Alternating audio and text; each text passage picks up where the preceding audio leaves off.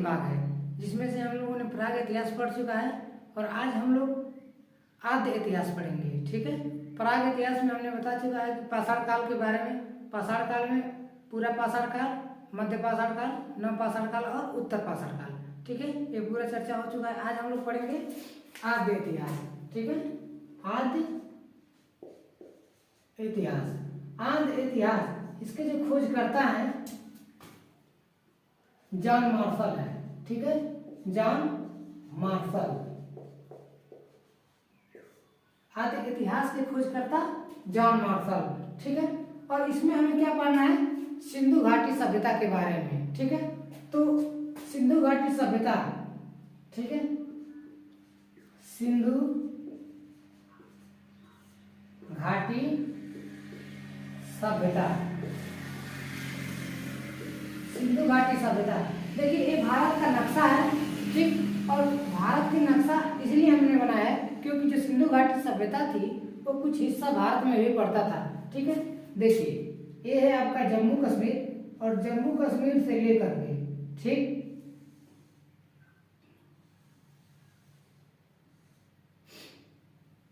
ये हो गया सिंधु घाटी सभ्यता का क्षेत्र, जिसका क्षेत्रफल कुल कितना था?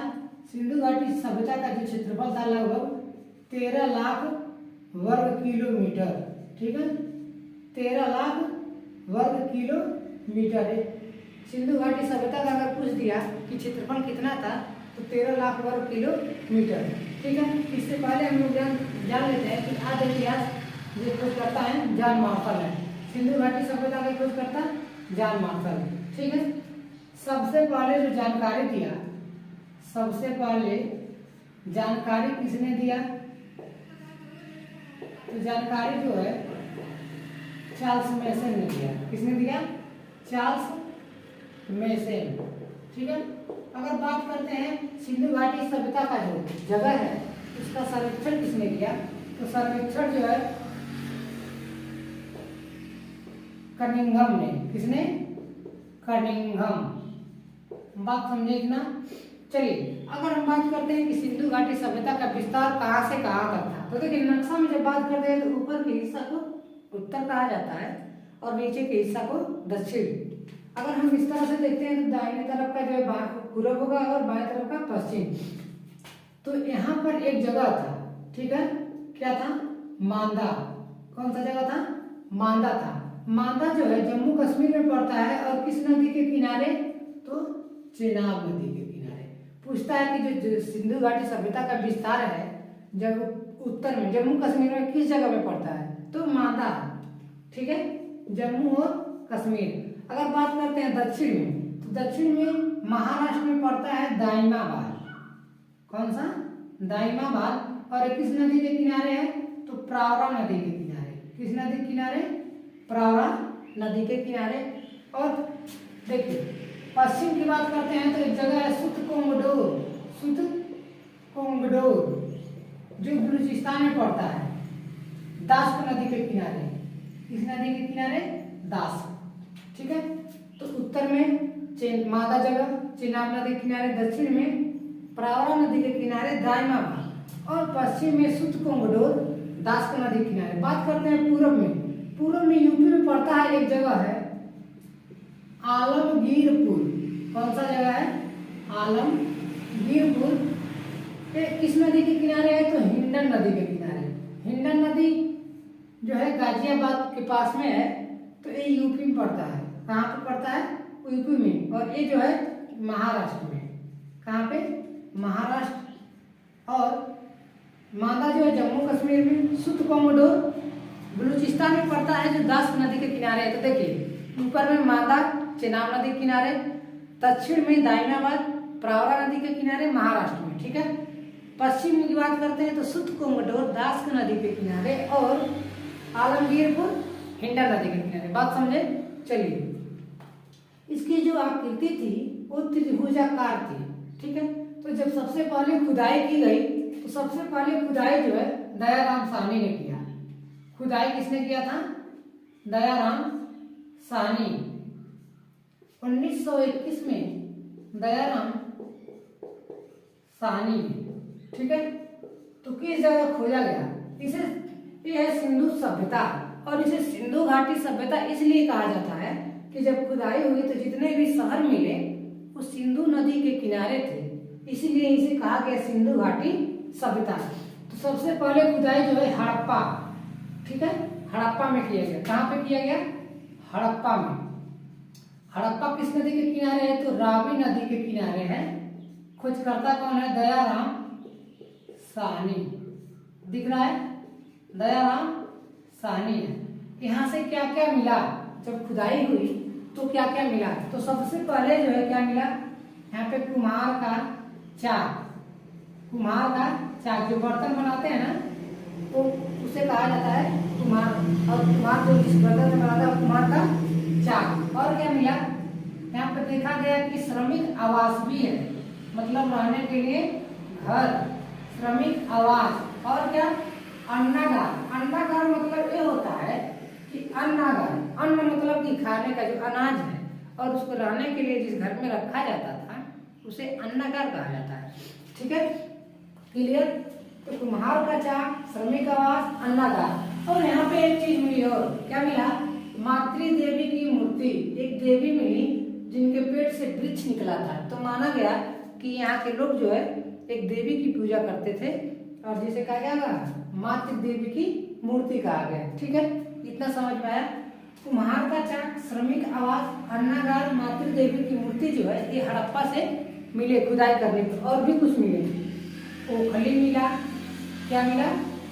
ओखली मिला, ताबूत मिला। इसको सब आज याद करना है। ठीक है, ताबूत क्या होता है? देखिए एक लकड़ी का बॉक्स बना होता है। यूँ समझिए कि जैसे शव को ले जाने के लिए दूर से ले जाया जाता है तो बॉक्स में ले जाया जाता है, तो उसी को क्या कहा जाता था? ताबूत। ठीक है, ओखली मिला, ताबूत मिला। और क्या मिला? यहाँ पे एक कब्रिस्तान मिला जिसका नाम था RH-37 कब्रिस्तान। बात समझे? RH-37 कब्रिस्तान मिला। और हाथी का कंकाल मिला। क्या मिला? हाथी का कंकाल।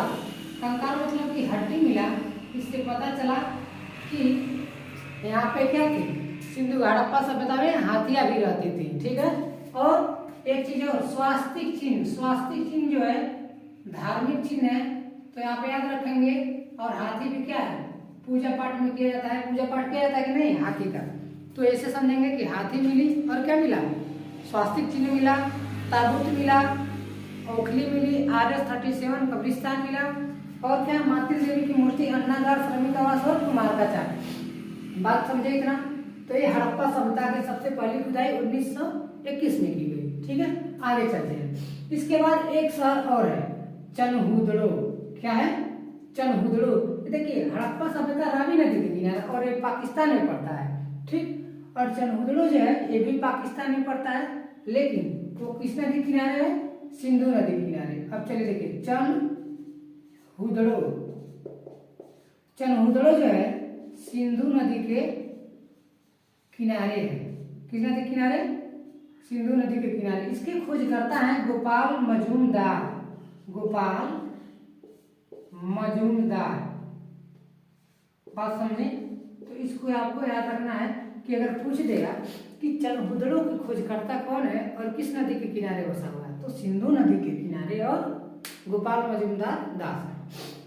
चलिए यहाँ से क्या क्या खुदाई हुई तो क्या क्या मिला?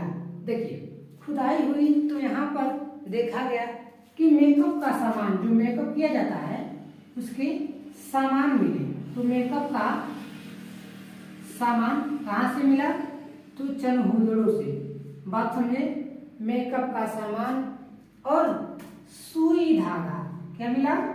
अगर पूछ देगा एग्जाम में कि मेकअप के सामान कहाँ से मिले हैं तो चनहुदड़ो से। सुई धागा मिला। बात समझे? मेकअप का सामान और क्या? सुई धागा मिला। और घड़े पर पेंटिंग किया गया। क्या मिला? कि घड़ा मिला और उस पर क्या किया गया था? घड़ा पेंटिंग था। बात समझे? घड़े पर पेंट किया गया था। ठीक है, तो देखिए मेकअप का सामान और क्या? सुई धागा और घड़े पर पेंटिंग किया गया था। और एक चीज और मिला कि देखा गया था कि अलंकृत मनका। अलंकृत मनका। मनका मतलब ये होता है कि मिट्टी का बर्तन होता है, और मिट्टी के बर्तन को क्या किया गया था, तो उसको सजाया गया था। बात समझे?